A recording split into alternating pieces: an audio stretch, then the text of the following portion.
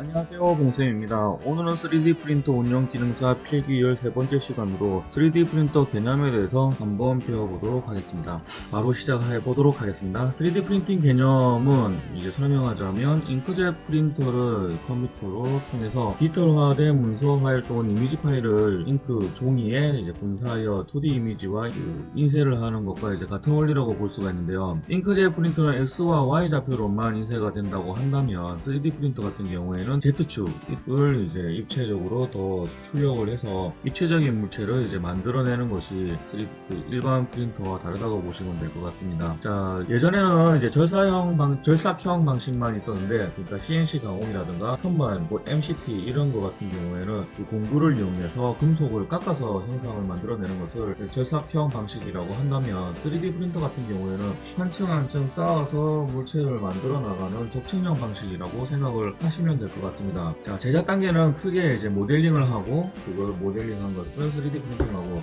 그 다음에 이제 후가공하는 등에서 피니싱으로 이제 세 가지로 나누어져 있다고 보시면 될 것 같고요. 그리고 또 3D 프린터를 이제 모델링하는 단계 말고도 3D 스캐너를 이용해서 3D 프린터의 형상을 만들어내는 방식이 있습니다.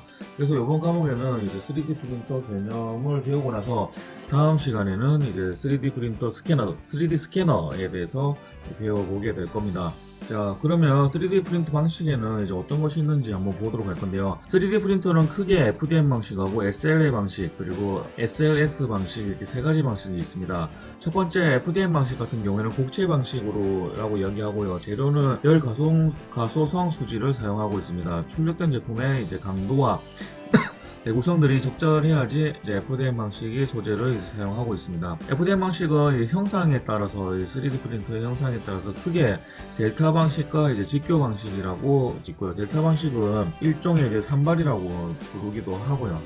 직교 방식은 이 네모난 판에 이제 X, Y, Z를 왔다 갔다 하면서 출력하는 주로 이제 여러분들이 많이 봤던 방식이라고 보시면 될 것 같습니다. 그리고 요거는 델타 방식 같은 경우는 발이 3개가 같이 동시에 움직이면서 출력해내는 방식이 있고요. 그리고 또 다른 방식으로 분류하는 것은 자, 여기에 이제 직결 방식과 보호된 방식이 있습니다. 요 헤드 노즐이 있는 헤드에 익스트루더가 같이 함께 붙어 있는 방식이 직결 방식이고요. 그 익스트루더가 이제 바깥쪽에 따로 이제 나와 있는 것이 보호된 방식이라고 보시면 될 것 같습니다. 이 두 개의 차이점이 뭐냐면 보호된 방식 같은 경우에는 이 모더가 이제 필라멘트를 밀어주는 모더가 이 바깥쪽에 따로 이제 분류가 되어 있기 때문에 이 노즐이 포함되어 있는 헤드가 굉장히 이제 가벼워집니다. 그렇기 때문에 좀 더 빠른 출력이 가능해요. 그런데 요 같은 경우에는 익스트루더 모터가 같이 이제 노즐 헤드에 같이 포함되어 있기 때문에 무게가 무겁습니다. 그렇기 때문에 출력 속도를 빠르게 했을 경우에 그 가속도가 이제 더 많이 붙게 되겠죠. 그러면서 출력이 코너가 이제 많은 것,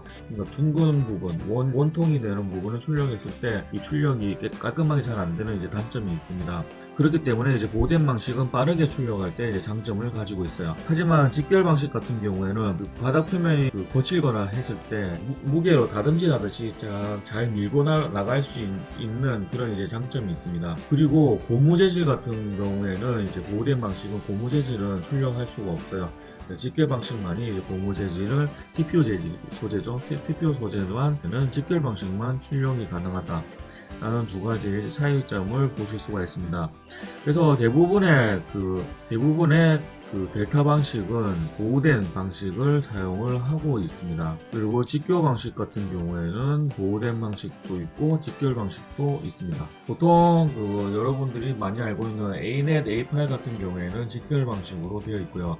그리고 엔더3 같은 경우에는 이제 보호된 방식으로 만들어져 있습니다. 소재에 대해서 알아보면 PLA 같은 경우에는 옥시드 성분으로 만들어서 이제 친환경 무독성 소재라고 보시면 될 것 같고요. 열 변형이 적고 수축이 적어서 정밀한 출력이 가능하다는 것이 장점이고요.強도가 다른 플라스틱 소재에 비해서 강한 편이라서 이제 쉽게 부서지지가 않고 표면에 강택이 있고 히트베드 없이 출력이 가능하며 출력 시 유해 물질 발생이 적은 편입니다. 그런데 이제 서포터 발생 시 서포터 제거가 어렵고 표면이 거칠어 후가공이 어렵습니다. 그러니까 이제 PLA 같은 경우에는 출력이 낮은 온도에서도 이제 출력할 수 있는 장점을 가지고 있어서 낮은 온도에서도 이제 쉽게 적층을 할 수가 있어요. 그래서 베드에 잘 안착이 된다라는 이제 장점이 있습니다. 그리고 후가공이 되기 어렵고 이제 ABS 소재 같은 경우에 유독가스를 제거한 석유 추출물로 만들어진 재료고요.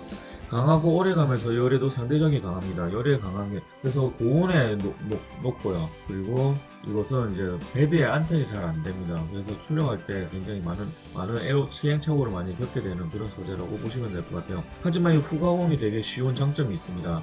아세톤에 잘 녹고요. 그래서 훈증을 이용해서 후가공을 쉽게 할 수 있는 그런 장점이 있습니다. 그래서 이 가전제품이라든가 자동차 부품, 파이프, 안전장치, 장난감 등에 널리 사용을 하고 있습니다. 그 출력할 때 베드에서 오징어처럼 이제 휘는 현상이 잘 일어나죠.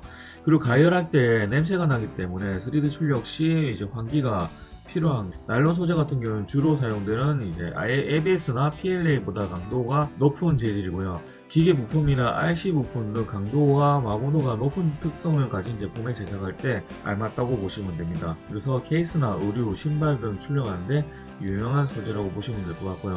출력할 때 인쇄물의 표면이 깔끔하고 수축률이 낮은 것이 장점이라고 보시면 될 것 같습니다. PC 소재 같은 경우에는 전기 전련성, 치수 안정성이 좋고 내충격성이 뛰어납니다. 그래서 이제 전기 부품 제작이라든가 이런 것에 이제 가장 많이 사용을 하고 있어요. 인쇄 시 발생하는 냄새가 맡을 때 이제 해로울 수가 있기 때문에 실내 환기를 하는 것이 이제 필수로 볼 수가 있습니다. 그리고 인쇄 속도에 따라 압출 온도 설정이 다르게 해하므로 출력할 때 굉장히 이제 까다롭다고 보시면 될 것 같아요. 자, PVA 소재 같은 경우에는 물에 잘 녹는 성질을 가지고 있기 때문에 대체적으로 서포터를 만드는 데 사용을 많이 하고 있습니다. 그래서 듀얼 방식의 3D 프린터에서 이제 다른 소재 가지고 물체를 만들고 PVA는 오로지 서포트만 제작을 하고 난 다음에 이걸 물에 담그면 그냥 바로 녹아버리기 때문에 서포트 재료에 가장 많이 사용을 하고 있고요. HIPS 소재 같은 경우에도 강도가 ABS가 PLA의 중간 정도 이제 강도가 가지고 있으며 그리고 이제 이것도 미모넨이라고 하는 농약이 잘 녹기 때문에 이것도 서포터를 만들어내는데 가장 많이 사용을 하고 있다라고 보시면 될 것 같습니다. 자, 나무 소재는 나무 톱밥과 수지를 혼합하여 나무 비슷한 느낌을 가지게끔 이제 만들어지고 있는데요. 만들고 나면 목감 느낌을 주기 때문에 인테리어 분야에 주로 많이 사용을 하고 있습니다. 그리고 소재가 박히는 경우가 잦기 때문에 노즐 입경이 0.5mm 정도 되는 3D 프린터에 사용하는 것을 권장하고 있습니다. TPO 소재는 열가수성 폴리우레탄 소재로 이제 보통 고무하고 플라스틱 중간 정도 되는 소재라고 보시면 될 것 같습니다. 그래서 탄성이 뛰어나고 잘 휘어지는 그런 제품에 사용을 하는데 이 가격이 비싼 것이 이제 단점이라고 보시면 될 것 같습니다. SNA 방식의 이제 3D 프린터 같은 경우에는 주로 이제 액체 3D 프린터라고 하기도 하고요. 그리고 그 광경화성 수지를 사용하고 있고요. 용기에 액체를 남긴 다음에 광화성 수지 빛을 쏘아서 출력하는 방식이라고 보면 되고요. 이 방식이 크게는 이제 두 가지 방식이 있는데 그 주사 방식과 전사 방식이 있습니다. 주사 방식은 일정한 빛을 한 점에 집광시켜서 그 한 점이 이제 움직이면서 가공하는 방식이고요. 전사 방식은 면을 이용해서 한 번에 이제 면을 이제 적층하는 방식이라고 보시면 될 것 같습니다. 그래서 전사 방식은 다른 말로 이제 DLP 방식이라고 이야기를 하기도 합니다. 자, 여기 소재는 UV 레진이 있고 가시광선 레진이 있습니다.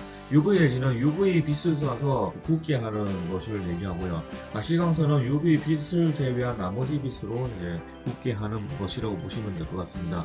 UV 레진 같은 경우에는 여기 적혀있기로는 실내 빛에는 노출된다 해도 크게 문제가 없다고 되어 있긴 한데 그래도 오래 노출되면 붓습니다. 그렇기 때문에 오래 노출되는 것은 피하는 것이 좋고요. 그리고 물에 굽는 성질을 가지고 있어요. 그래서 물에 씻으면 안 된다. 레진통을 물에 씻으면 아주 큰일 납니다. 가시광선 레진 같은 경우에는 빛을 잘 차단해서 출력을 내줘야 된다는 관리상에 특히 SLA 방식 같은 경우에는 해상도가 굉장히 높습니다. FDM 방식은 0.1mm부터 해상도로 시작을 하고 있는데 SLA 방식 같은 경우에는 100분의 1mm부터 해상도를 줄 수가 있습니다. 그래서 굉장히 작고 또 정밀한 제품을 사용하는데 많이 사용하고 있고요. 특히 이제 액세서리라든가 그 치아 뭐 이런 곳에 좀 많이 사용을 하고 있습니다. 그리고 SLS 방식 같은 경우는 고체 분말 재료로 출력하는 방식이고요. 그리고 이거 분말에다가 레이저를 쏴서 적층하는 방식이기 때문에 원용해서 이제 적층하는 방식이기 때문에 뭐 석고도 있고요. 그리고 금속이라든가 요즘 티타늄이라든가 스테인리스 같은 금속 분말을 이용해서 적층하는 그런 것을 사용하기도 합니다. 그래서 SLS 방식 같은 경우에는 다른 3D 프린터에 비해서 되게 비싸요. 되게 비싸고 가격대가 비싸고, SLA 방식 같은 경우에는 중간 정도 되는데 요즘 80만원짜리도 나와 있어서 집에서 쉽게 사용할 수 있는, 사용할 수 있게 되었다고 보시면 될 것 같습니다. 자, 그러면 오늘 이렇게 3D 프린터의 개념에 대해서 배워보았고요. 다음 시간에는 3D 스캐닝에 대해서 한번 배워보도록 하겠습니다. 자, 그러면 본 강의가 도움이 되셨다면 따봉과 구독, 알람 설정하시는 거 잊지 마시고요. 다음 시간에 또 뵙도록 하겠습니다. 감사합니다.